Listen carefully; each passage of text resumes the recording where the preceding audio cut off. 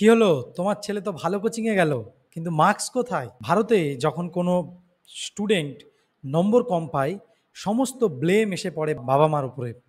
কোনো টিচারের উপরে না, কোনো স্কুলের উপরে না, কোনো সিস্টেমের উপরে না, শুধুমাত্র আপনার উপরে।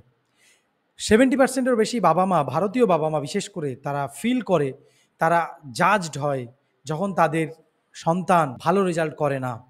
সোসাইটি আমাদেরকে জিজ্ঞেস করে না কতটা পরিমাণ এফোর্ট একটা স্টুডেন্ট দিয়েছে, একজন বাবা-মা দিয়েছে। তারা শুধু এটাই বলে, কেন হলো না? এবং এই 2025-এ ভালো করে যদি আমরা একটু ভেবে দেখি, স্টুডেন্টরা ব্যর্থ হচ্ছে তার প্রধান কারণ তারা পড়তে পারে না তা নয়। তারা ব্যর্থ হচ্ছে কারণ তাদের কাছে ফোকাস করার মতো পজিশন নেই। আর সত্যিকারের এক্সাম কিন্তু ম্যাথ বা সায়েন্স নয়, এটা হলো আমাদের মেন্টাল প্রেশার, মেন্টাল ক্ল্যারিটি। যতক্ষণ না সময় আসছে, যখন সময় আসছে, রেজাল্ট আসছে, আপনি ততক্ষণে জানতে পারবেন যে আপনি অনেক দেরি হয়ে গেছে এটাকে ঠিক করতে।